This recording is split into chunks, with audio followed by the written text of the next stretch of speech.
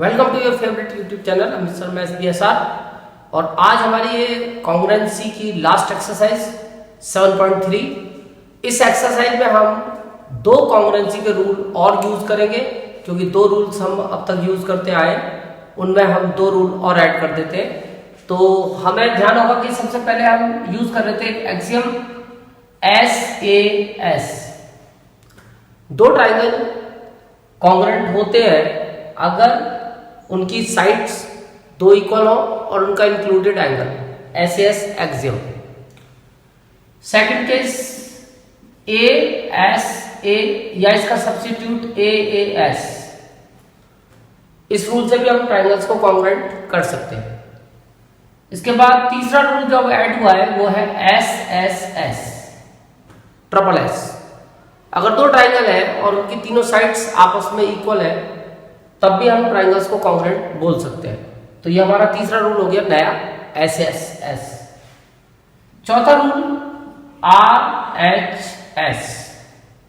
तो यहां पे जो R वर्ड है वो राइट एंगल को इंडिकेट करता है, राइट एंगल। H वर्ड जो है वो हाइपोटेन्यूस,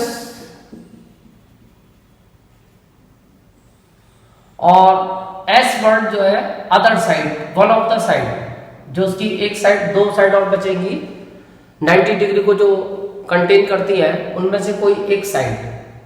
तो अगर हम ट्राइंगल्स को कॉन्ग्रुएंट करने के लिए राइट एंगल का यूज करते हैं, हाइपोटेन्यूस का यूज करते हैं, और जो साइड्स राइट एंगल कंटेन करती हैं उनमें से किसी एक साइड को हम यूज करते हैं, तो हम रूल को यूज करेंगे RHS।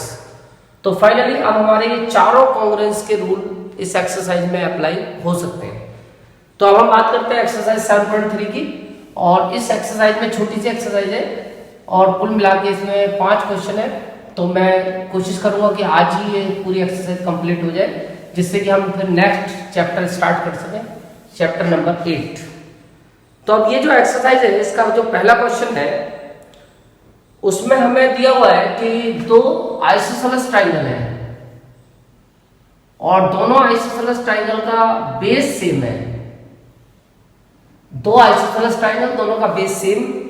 आइसोसेलेस ट्राइंगल है ABC और DBC, ABC और DBC, ये दो आइसोसेलेस ट्राइंगल, और दोनों का बेस यानी कि बेस अनइक्वल साइड को बोलते हैं, मैंने तुम्हें पहले बता दिया। तो जो बाकी की साइड्स होंगी ये इक्वल होंगी।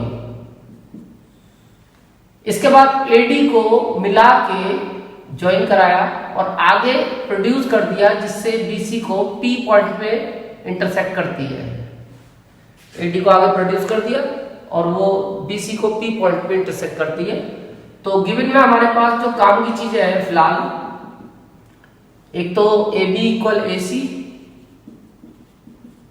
एक DB equal DC, isosceles triangle है दोनों, और बस काम की चीज यही है। और क्या तुम्हें प्रूफ करना है वो तो तुम बुक से देख लोगे, मैं सीधा तुम्हें प्रूफ कराता हूं फर्स्ट पार्ट। तो फर्स्ट पार्ट में हमें ट्राइंगल ABD को और ACD को कॉन्ग्रुएंट करना है, और ये काम बहुत आसानी से हो सकता है। ट्राइंगल ABD और ट्राइंगल ACD ये बहुत इजीली कॉन्ग्रुएंट हो जाएंगे, क्योंकि हमें दिख रहा है AB इक्वल AC, ये हमें गिवन है।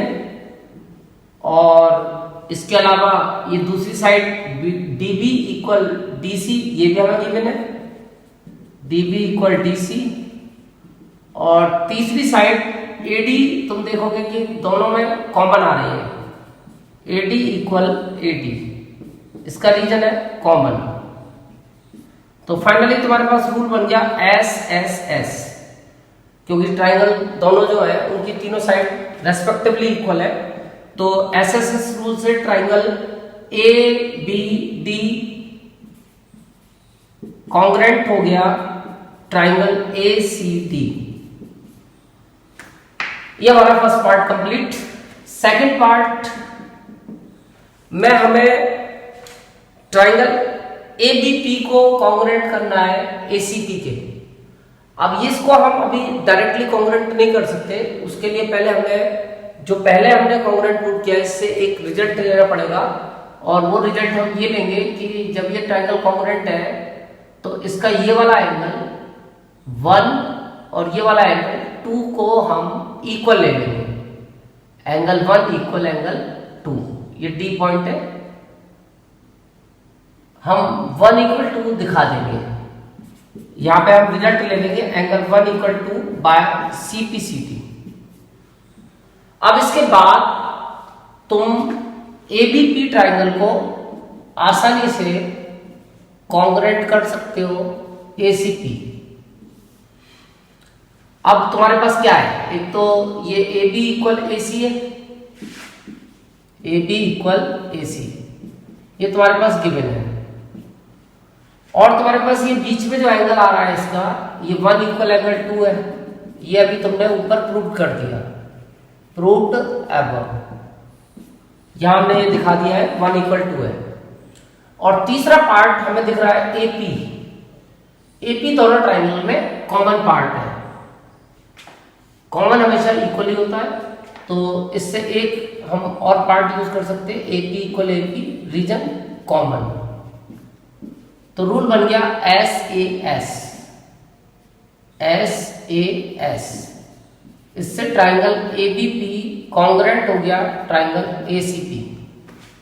फायदा, अब इससे भी हमें कुछ फायदा मिल सकता है, और वो फायदा हम वैसे तो आगे यूज करेंगे, बट ले लेता हूं मैं BP इक्वल CP, ये फायदा हमें लेना पड़ेगा क्योंकि आगे का पार्ट मुझे पता है क्या प्रूव करना है बाय CPCT। अब आ जाओ थर्ड पार्ट में। थर्ड पार्ट में हमें दिखाना है कि AP bisect angle A as well as angle D। AB जो लाइन है वो एंगल A को बाइसेक्ट करती है, तो ये 1 और 2 तो हम इक्वल दिखाई चुके हैं, तो इससे तो ये प्रूव हो गया। अब ये एंगल D को भी बाइसेक्ट करती है, यानी हमें एंगल 3 इक्वल 4 भी दिखाना पड़ेगा। तो इसी के लिए मैंने BP इक्वल CP लिया था। फिलहाल पहले मैं यहां लिख देता हूं, since angle 1 equal to proved above, तो it means AP bisect angle A। ये तो हमारा पहला आंसर आया। अब दूसरा आंसर लाने के लिए 3 इक्वल 4 दिखाने के लिए तुम्हें ट्राइंगल DBP को और DCP को कॉन्ग्रुएंट करना पड़ेगा। In triangle DBP and triangle DCP, और इनको कॉन्ग्रुएंट करने में कोई दिक्कत नहीं है। DB इक्वल DC है हमारे पास, DB इक्वल DC हमारे पास है गिवन में, और एक ये BP इक्वल CP मैंने अभी प्रूव करी है, BP इक्वल CP मैंने अभी प्रूव कर दी है, ऊपर मैंने रिजल्ट लिया था। प्रूव्ड अबव भी लिख सकते हैं, प्रूव्ड अबव। और एक तीसरा पार्ट तुम्हें दिख रहा होगा, DP equal DP common, DP equal DP, इसका रीजन कॉमन। तो फाइनली तुम्हारे पास तीनों पार्ट मिल गए, तो फिर से रूल बन गया SSS, और इससे ट्राइंगल DBP कॉन्ग्रुएंट हो गया ट्राइंगल DCP। अब इससे तुम फायदा ले सकते हो angle 3 equal angle 4, angle 3 equal angle 4 by CPCT, और इससे ये फायदा हो गया कि AP bisect angle D। AP यानी कि एंगल D को बाइसेक्ट कर रही है, क्योंकि हमने दोनों पार्ट्स जो AP से डिवाइड हो रहा है एंगल D दो पार्ट में, वो दोनों पार्ट हमने इक्वल दिखा दिए हैं, तो इससे प्रूव हो जाएगा कि एंगल D को बाइसेक्ट कर रही है। अब इसका जो तीसरा पार्ट है, AP is the perpendicular bisector of BC, तो परपेंडिकुलर बाइसेक्टर तो हमने प्रूव कर दिया, क्योंकि BP इक्वल CP हम दिखा चुके हैं यहाँ पे, तो इससे ये बाइसेक्टर तो प्रूव हो रही है कि AP इसकी बाइसेक्टर है।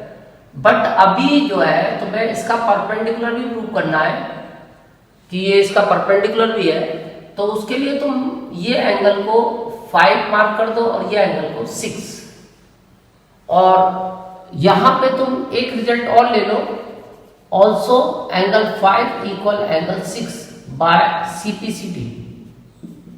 इसको डाल दो फर्स्ट, यानी कि हमने इसी कॉन्ग्रेंट से जो हमें ये डीबीपी को और डीसीपी को कॉन्ग्रेंट किया था, तो इससे 3 = 4 से तो ये बाइसेक्टर प्रूव हुआ था हमारा।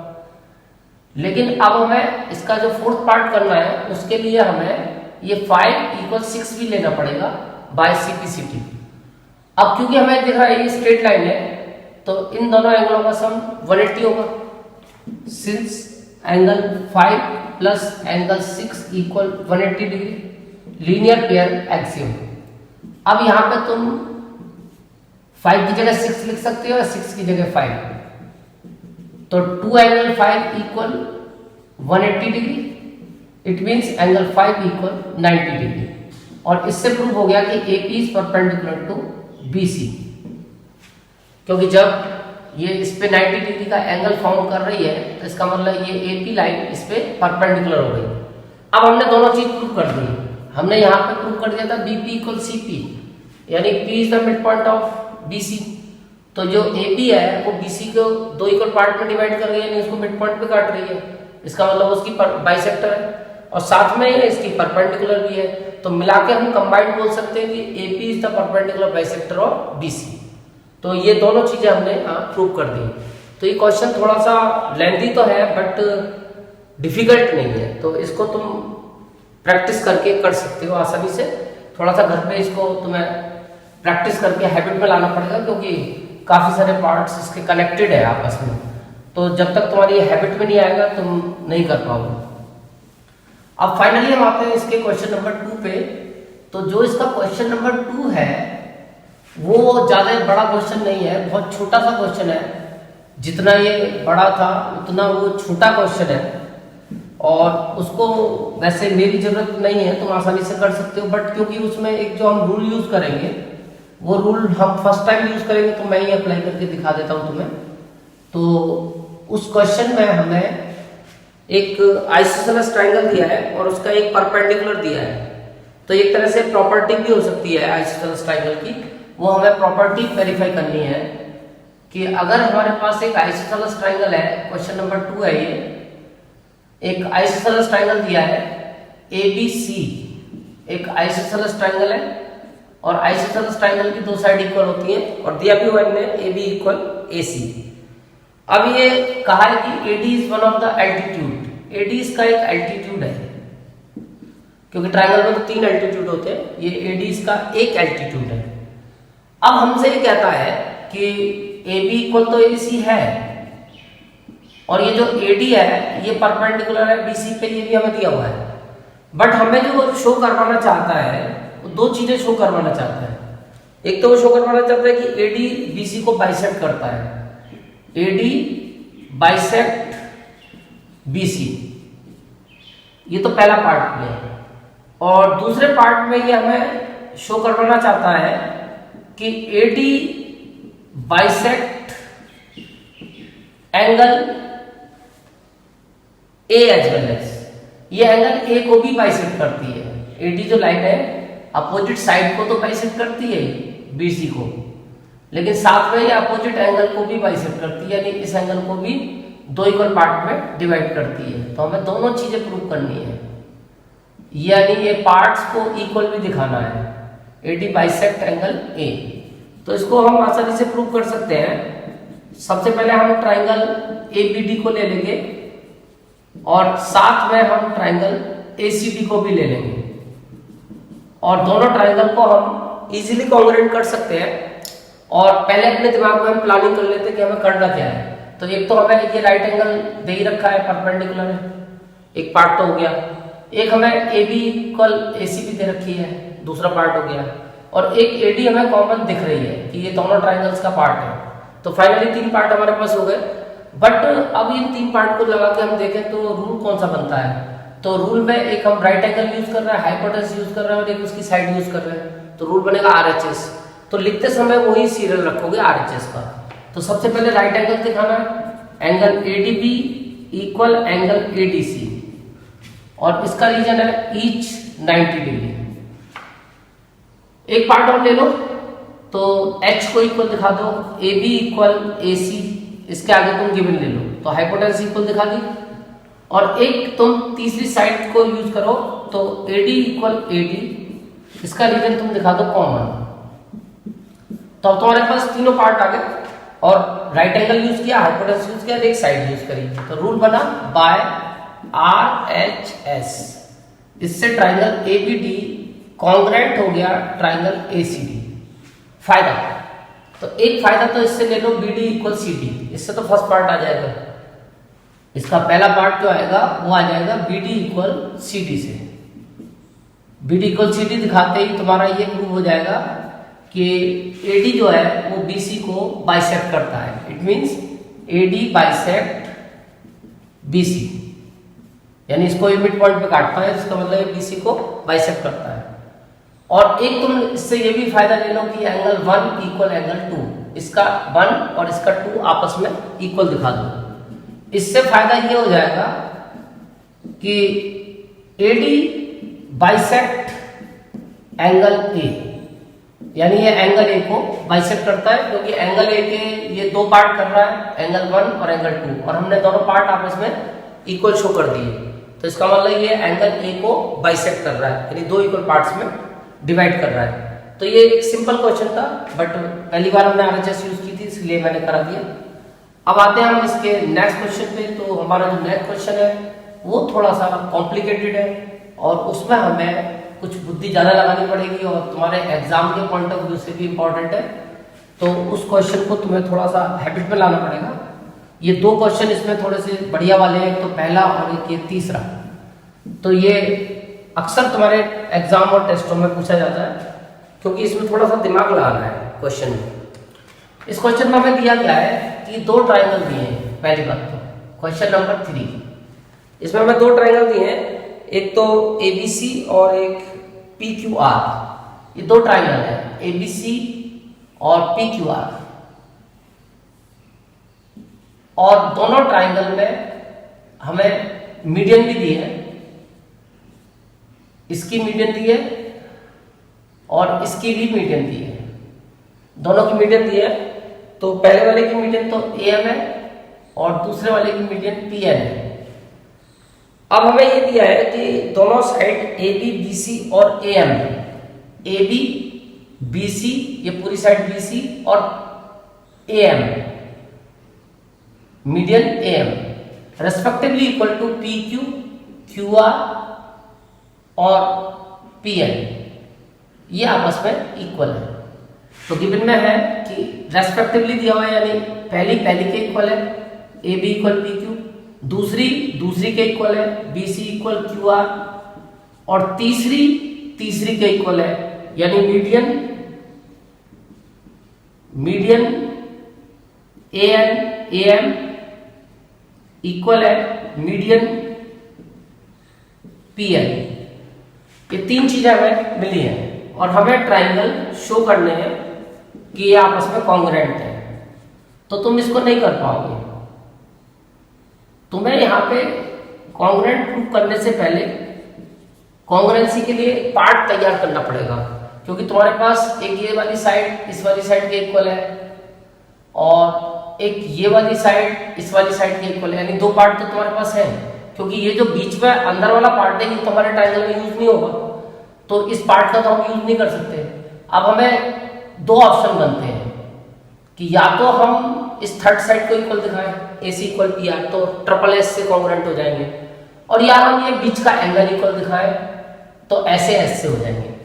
तो फिलहाल मैं टारगेट ऐसे S पे करता हूँ, और उसके लिए बस हमें एक कॉन्सेप्ट यूज करना पड़ेगा। वो कॉन्सेप्ट मैं पहले करके बता देता हूँ तुम्हें कि हमें दिया हुआ है कि AM is the median. AM median है और मीडियन का काम होता है सामने वाली साइड को मिड पॉइंट पे काटना, यानी M is the mid point of BC। और इससे ये शिक्षा मिलती है मिड पॉइंट से मैथमेटिकली। ये तो स्टेटमेंट हो गया कि M is the mid point of BC। इससे हमें मैथमेटिकली क्या फायदा होता है? तो इससे हमें तीन शिक्षाएं मिलती हैं। पहली शिक्षा BM इक्वल CM, यानी कि मीडियन अपोजिट साइड के दो इक्वल पार्ट करती है। दूसरी शिक्षा इससे ये भी मिलती है कि पार्ट हमेशा होल के हाफ होते हैं, यानी BM equal to half of BC। तो हम ये दूसरी वाली शिक्षा लेंगे, BM is equal to half of BC। अगर हम चाहते तो ये दूसरा पार्ट भी हम हाफ ऑफ BC बोल सकते थे, हम चाहते तो CM equal to half of BC भी बोल सकते हैं। अब यहाँ लिख देता हूं मैं also PN is the median, PN भी मीडियन है। तो इसका मतलब N is the mid point of QR। और इससे हम दूसरी शिक्षा ले लेंगे कि ये जो पार्ट होगा QL, ये QR का हाफ हो जाएगा, यानी QL is equal to half of QR। इसे डाल दो सेकेंड। अब तुम इस चीज का इस्तेमाल करो, क्योंकि तुम्हें दिया है BC इक्वल QR, ये तुम्हें गिवन में दिया है BC इक्वल QR, ये तुम्हारे पास गिवन है। और यूक्लिड ने तुम्हें बताया था कि 5th चैप्टर में कि जब दो चीज इक्वल होती है तो उनके हाफ भी इक्वल होते हैं। तो half BC equal half QR। अब यहां पे जब तुम यूज करोगे फर्स्ट और सेकंड का, तो हाफ BC की वैल्यू तुम्हारे पास है BM, तो हाफ BC की जगह तो BM आ जाएगा, क्योंकि हाफ BC इक्वल है BM के। और हाफ QR की वैल्यू है तुम्हारे पास, half QR is equal to QN, तो हाफ QR की जगह QN आ जाएगा। तो तुमने ये दिखा दिया कि BM इक्वल QN। अब तुम आसानी से ट्राइंगल ABN को और PQN को कॉन्ग्रुएंट कर सकते हो in triangle ABN and triangle PQN। अब ये कॉन्ग्रुएंट हो जाएंगे, क्योंकि AB इक्वल PQ तुम्हें गिवन था, AB इक्वल PQ तुम्हें गिवन था, AM इक्वल PN तुम्हें गिवन था, AM इक्वल PN भी तुम्हें गिवन था। और third side BM equal QN तुमने ऊपर प्रूव कर दिया, BM इक्वल QN तुमने प्रूव एवं कर दिया। तो अब तुम्हारे पास रूल बन जाता है SSS। ये हमारा नेक्स्ट पार्ट चल रहा है, ध्यान रखना यहां से। तो by triple S triangle ABM is congruent to triangle PQN। और इससे तुम्हें क्या फायदा होने वाला है, जब ये दोनों कॉन्ग्रुएंट हो गए तो इससे तुम फायदा ले सकते हो कि ये जो एंगल B है, क्योंकि सिमिलर ट्राइंगल और कॉन्ग्रुएंट ट्राइंगल के कॉरस्पॉन्डिंग पार्ट्स इक्वल होते हैं, तो ये वाला B एंगल इस Q एंगल के इक्वल हो जाएगा, corresponding parts of congruent triangles by CP तो तुमने ये B इक्वल Q दिखा दिया। अब तुम जब होल ट्राइंगल को कंसीडर करोगे ABC और PQR को, तो तुम्हारा आंसर तुम्हें खुद ही दिख जाएगा, मेरी जरूरत नहीं पड़ेगी। अब तुम्हें अपना आंसर दिख रहा होगा, और मैं तुम्हें एक बार फिर दिखा दूं कि AB इक्वल PQ तुम्हें दिया हुआ है, BC इक्वल QR तुम्हें दिया हुआ है, और angle B equal angle Q तुमने अभी शो कर दिया। तो अब तुम इन ट्राइंगल को जब कंसीडर करोगे तो AB इक्वल PQ तुम्हें गिवन है, और angle B equal angle Q तुमने दिखा दिया, प्रूव्ड एबव, और एक BC इक्वल QR तुम्हें गिवन है। अब तुम्हारे पास रूल तैयार हो गया SAS एक्सियम, उससे triangle ABC is congruent to triangle PQR।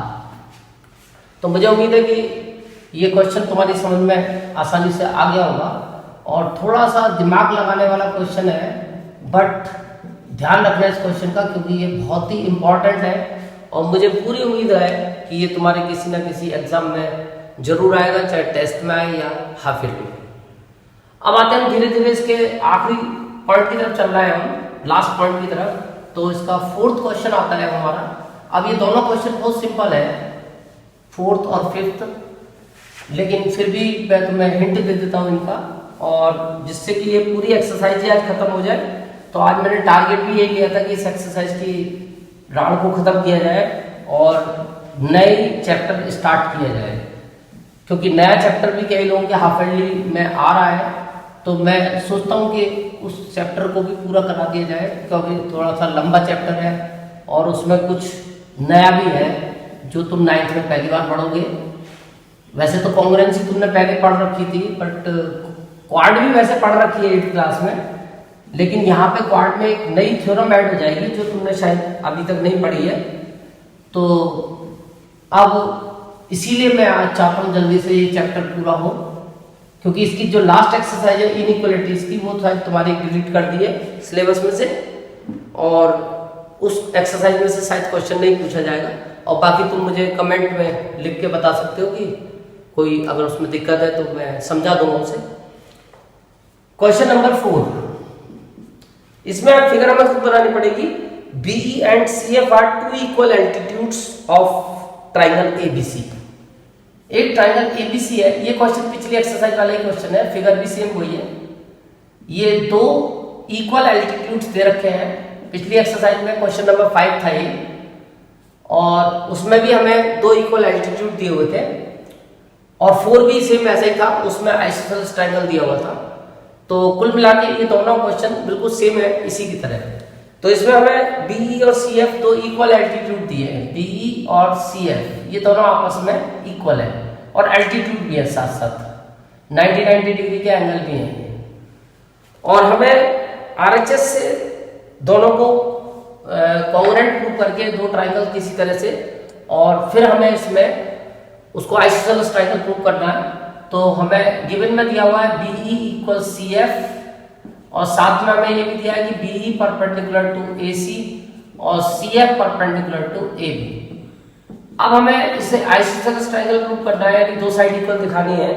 तो जहां से हमने एल्टीट्यूड डाले हैं, ये पॉइंट से जो साइड कनेक्ट होगी वो इक्वलिटी में नहीं काउंट होगी, वो एक तरह से बेस का काम करेगी। और वैसे भी हम पिछले एक्सरसाइज में कर चुके हैं, तो इसमें कोई सस्पेंस वाली बात नहीं है। जो ये साइड से जिन पे एल्टीट्यूड डलेगा वो इक्वल होंगी, यानी AB इक्वल AC हमें फाइनली दिखाना है, उससे ये आइसोसेलेस ट्राइंगल हो जाएगा। बट पिछले क्वेश्चन में तुम्हें ध्यान होगा मैंने ABE और ACF को कॉन्ग्रुएंट करके काम किया था 2 सेकंड में, पर अब हमें उसने बाउंड कर दिया RHS यूज करनी है। तो अब इसमें कॉन्ग्रुएंट ट्राइंगल का एक पेयर और बनना है, तो अब हम उसको कंसीडर करेंगे। तो हम ट्राइंगल एक तो लेंगे BFC, ये भी कॉन्ग्रुएंट हो जाएगा, देखने में भी तुम्हें एक जैसा लग रहा होगा, BFC और ट्राइंगल BFC और ट्राइंगल CEB, हम ये दोनों ट्राइंगल्स को कॉन्ग्रुएंट करने की CEB, इसको हम कॉन्ग्रुएंट करने की कोशिश करेंगे। तो फिलहाल कैसे करेंगे, तो एक तो तुम्हें दिख ही रहा है कि राइट एंगल इक्वल है, तो RHS वैसे भी यूज करनी है।